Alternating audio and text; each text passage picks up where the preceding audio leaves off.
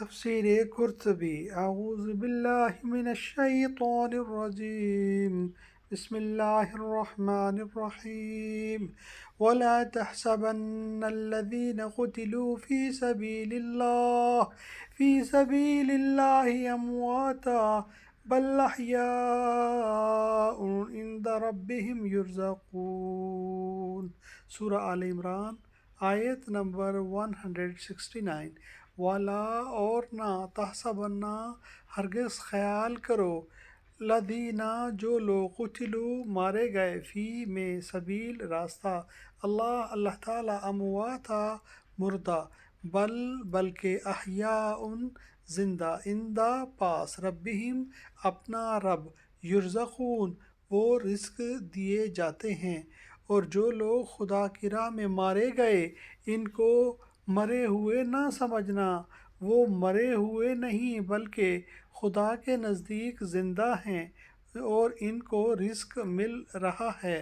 وَلَا تَحْسَبَنَّ الَّذِينَ قُتِلُوا فِي سَبِيلِ اللَّهِ، اس آیت میں شہداء کے خاص فضائل کا بیان ہے، اور احادیث صحیحہ میں اس کی بڑی تفصیل وارد ہوئی ہے۔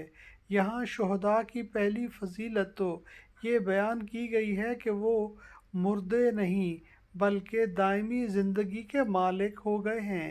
یہاں پر بظاہر ان کا مرنا اور قبر میں دفن ہونا تو مشاہد ہے، پھر قرآن کی متعدد آیات میں ان کو مردہ کہنے اور مردہ سمجھنے سے جو منع کیا گیا ہے اس کا کیا مطلب ہے؟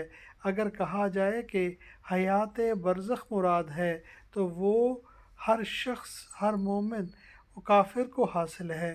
مرنے کے بعد اس کی روح زندہ رہتی ہے، اور قبر میں سوال و جواب کے بعد مومنین صالحین کے لیے سامان راحت، اور کفار و فجار کے لیے قبر کا عذاب قرآن و سنت سے ثابت ہے۔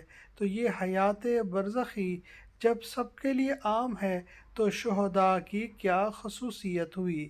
جواب یہ ہے کہ قرآن کریم کی اس آیت کا یہ بتلایا گیا ہے کہ شہداء کو اللہ تعالیٰ کی طرف سے جنت کا رزق ملتا ہے، اور ایک خاص قسم کی زندگی مل جاتی ہے جو ہر عام مردوں سے ممتاز ہوتی ہے۔ اب رہی یہ بات کہ وہ امتیاز کیا اور زندگی کیسی ہے، اس کی حقیقت سوائے خالق کائنات کے نہ کوئی جان سکتا ہے اور نہ جاننے کی ضرورت ہے۔ البتہ بعض اوقات ان کی حیات خاص کا اثر اس دنیا میں بھی ان کے بدنوں یعنی ابدان پر ظاہر ہوتا ہے کہ زمین ان کو نہیں کھاتی، جن کے بہت سے واقعات مشاہدہ کیے گئے ہیں۔ شان نزول۔ اس آیت کا شان نزول جس کو ابو داؤد نے حضرت ابن عباس سے روایت کیا، وہ یہ ہے کہ رسول اللہ صلی اللہ علیہ وسلم نے صحابہ کرام سے فرمایا کہ جب واقعہ احد میں تمہارے بھائی شہید ہوئے تو اللہ تعالیٰ نے ان کی ارواح سبز پرندوں کے جسم میں رکھ کر آزاد کر دیا۔ وہ جنت کی نہروں اور باغات کے پھلوں سے اپنا رزق حاصل کرتے ہیں، پھر ان قندیلوں میں آ جاتے ہیں جو ان کے لیے عرش کے نیچے لٹکی ہوئی ہیں۔ جب ان لوگوں نے اپنی آرام و راحت کی یہ زندگی دیکھی تو کہنے لگے، کیا کوئی ہمارے حالات کی خبر ہمارے عزیزوں کو پہنچا سکتا ہے جو ہمارے شہید ہونے کی وجہ سے دنیا میں غمزدہ ہیں، تاکہ وہ غم نہ کریں اور وہ بھی جہاد میں کوشش کرتے رہیں۔